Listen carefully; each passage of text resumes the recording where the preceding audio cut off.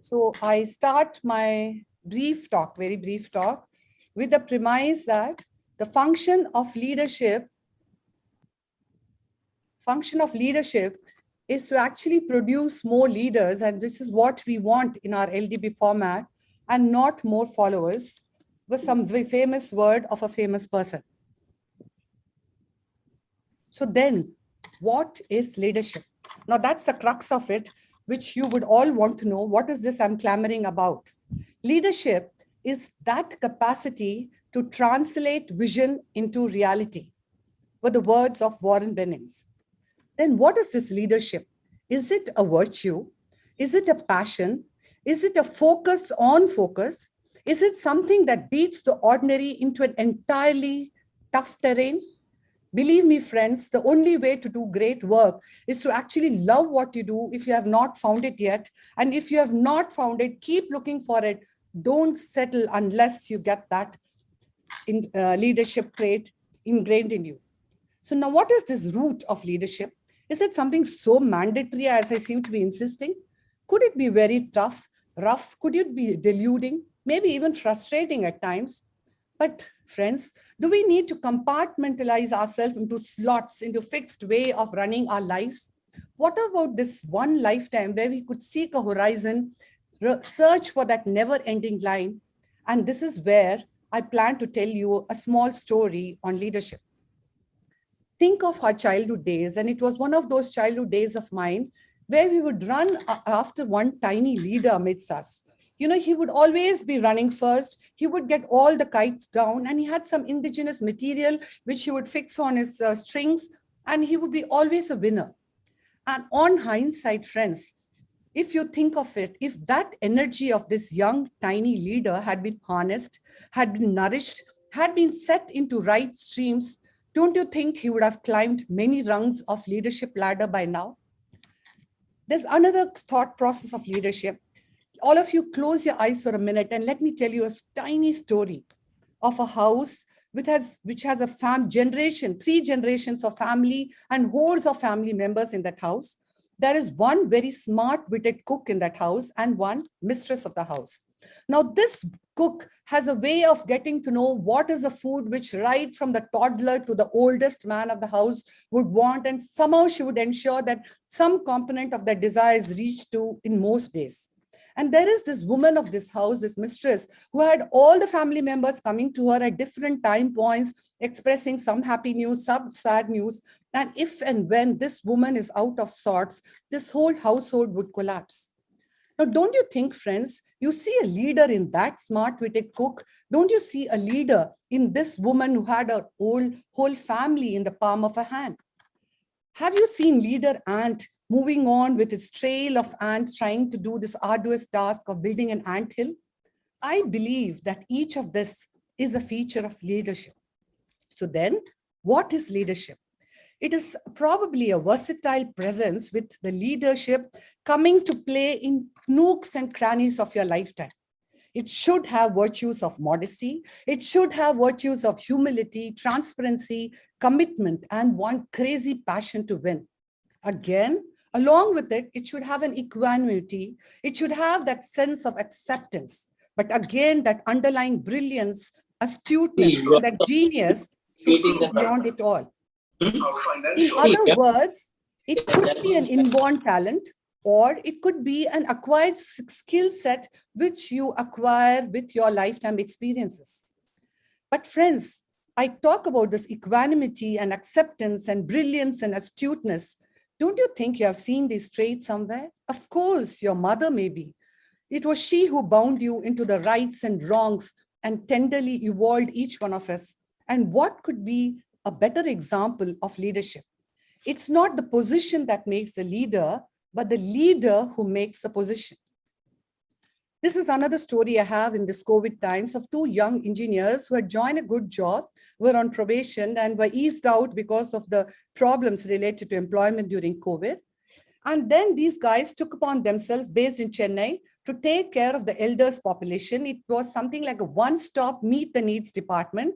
They would take care of getting all the needs of the household and routine doctor checkups. And of course, the calamity of the COVID times, everywhere they stepped in. So that was a story of entrepreneurship. There was another story which happened in Chennai where there suddenly some young guys lost their jobs, all pulled in their meager incomes and did something to take care of the needy, the laborers, providing food for the shelters. And gradually, I don't even know how, but there was a sense of belonging. They evolved, they grew, there was peace, there was so much of channelized skills for them as against sitting as an unemployed youth in the house. To me, that is a dynamic, structured leadership with far-reaching frontiers. There is a sense of sacrifice in it, a sense of consistency in it, and a sense of responsibility. Leadership is action and not position. It does not entail standing for elections, running rallies, making false promises, or collecting crowds. Actually, what it needs is a fighting spirit to fight all battles in adversity with a passion and that conviction that you have to have your clan survive. And to me, that is what I would call a true leadership. Leadership, again, is not about podiums and elected posts and how much money you have stocked in your banks and your credit, your financial status. It is just one single strong emotion of fire in the belly. It is something you have to delve in yourself, into yourself. You have to tap your own resources. And I'm telling you, it is not going to come in these leadership training forums. It cannot be tutored. It is actually lying in me. It is lying in you. It is just lying dormant. And you and I have to nurture it and have to bring it. Otherwise, unnurtured, it would just wither away. And if there is no struggle, there is no progress. Because friends, leadership is a strife. It's a struggle. It is actually never offered to you on a platter. It's actually comes as a surprise troubleshooting moment when you have to actually, at that point, you don't even have time to take a decision. You have to just repick your leadership skills. And you know what? You have won that moment. Leaders who don't listen would eventually be surrounded by people who have nothing to say. Friends, this form of leadership is actually found in leadership development programs. It is found in Zoom webinars. You might even see it in office-based executive meetings where that leader is talking so effectually with so much of sense, which makes you wonder what you have been doing all along. It is sometimes found in a roundtable discussion, even across your house or with your friends on some life-changing policies when some leadership creeps up into you. It is actually a platform to share thoughts, to set out better examples. It might be a time when you're being taught finance, medical legal connotations, stock market values. It might be a time when administrative clues are being discussed to grow bigger and sustain yourself. You would find a learning platform just anywhere. Think of Ramamurthy's brainchild. It was that brainchild of his to evolve an unshakable Infosys with a deep focus of an endpoint, and at that endpoint, which actually became a never-reaching horizon because it was ever expanding, that endpoint, because he had always had goals to achieve. But how it came about was because there was a structure in it, there was a discipline in it, it had an Excel sheet of the course of expansion in his mind, and he ensured that he got around a lot of brilliant minds with him to achieve his leadership plan. If you look at Abdul Kalam's story, he retained his simplicity, his discipline, his moral values, and went to the nook and cranny of the country to spread gospels of truth and how to live a better life. There are stories of family businesses which have struggled for governance, leadership transitions, even survival issues. There are examples which I would state to you, which I came across, one Banco Espirito, wherein there was financial improprieties in the grandson and he had to be eased out of his job. There was one Geopardy in a Dusan group, which was a South Korean conglomerate where two grandsons were fighting for a post and they had to be got rid of and another CEO was brought in. Again, Fiat, an Italian auto group, went through 5 CEOs and 3 chairmen. There was a grocery chain basket, which lost $583 million with 2 owners of the 3rd generation struggle. So actually, Family Business Institute statistics tell you that there are 30% who last into the 2nd generation, 12% into the 3rd, and 3% into the 4th. In other words, they claim that there is a value decline with power changes at top levels. And similar stories were seen in the survey by Harvard Business School. The reasons they gave for the low performance was they were not able to capitalize on talent management retention of hiring of employees, and leveraging diversity in workforce. But if you look at statistics even more deeply, it tells you more. It tells you stories about family businesses in US where 60% of the workers have been created by these family businesses. 78% new jobs have been evolved. It has a large presence in France, Germany, East Asia, Latin America, where family members have held significant share of equity, influenced key decisions, particularly elections of CEOs, where there was a winning streak which had to be mastered, which ensured there were key management, leadership development, and succession practices. It was something as if they kept learning how to be best in their clans. Anyone could lead when the plan is working, but the best leader leads when the plans fall apart. And in COVID-19 times, it actually changed the DNA of a workplace ecosystem. Leaders had to change and yet lead this new era. Leadership mattered so much for the fragile future to be rebuilt in a broken economy. Yet, leadership made that kind of a difference of life and death to all these scores of people. Leadership had to be come in to restore and revive stressed and flaying supply chains and product lines, and even entire businesses came up with the new form of leadership.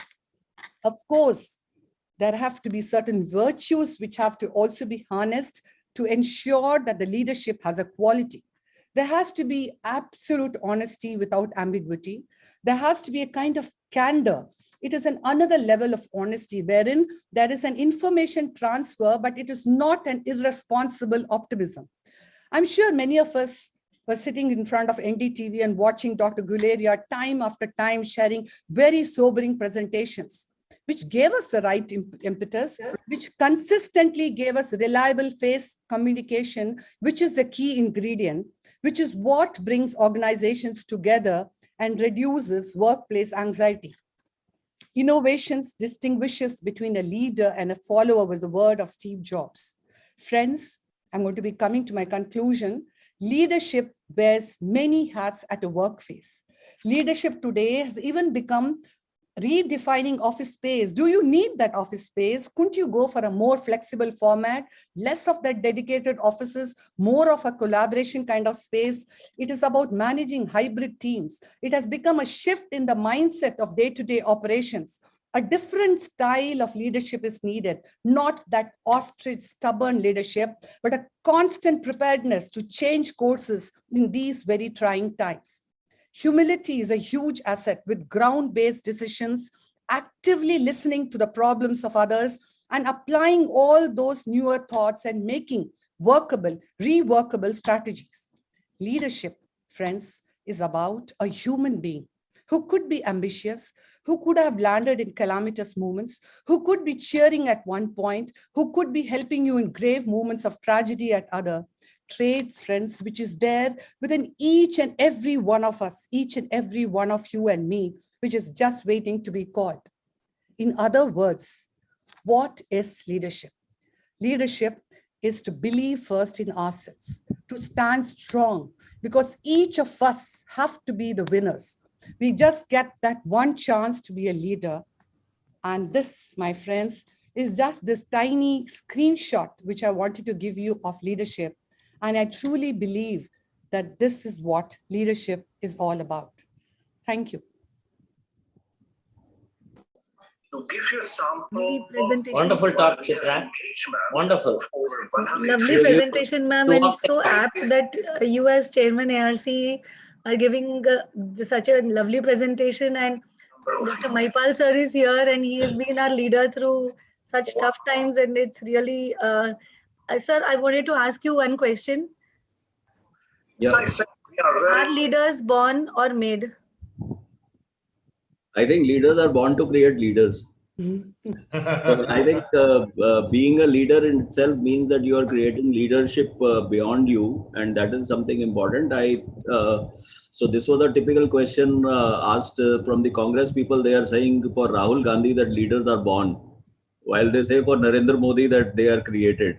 So, so you can decide whether it is born or created. But I think there is there is a genetic amino acid sequence of an individual, and that needs to be, I would say, the milieu around the individual, the thought process, and what are the opportunities. I think opportunities and destiny and luck also plays a very important part for a person to become a leader. But then leadership has to have a essential amino acid sequence. There has to have a certain amount of brilliance, a different thought process, maybe person thinking ahead of times, and there will be the environmental influence which is there. So I would say that both have a very important thing, and one of the important things for a leader is to create leaders behind him, and constantly reading about certain things and see. Nowadays there is an easy access. I think a lot of you might have, but TED Talks are something very, very good that you need to look at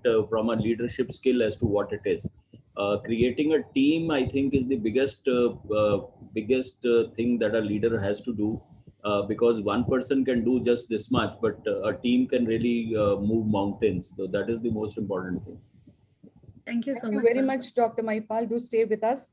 We No, shall go on. Dr. Chitra, my request, I have to leave at 6 sharp. I have a first talk there. So either I can... Chitra, Yes, Dr. you in last slide you said everybody has to be a winner.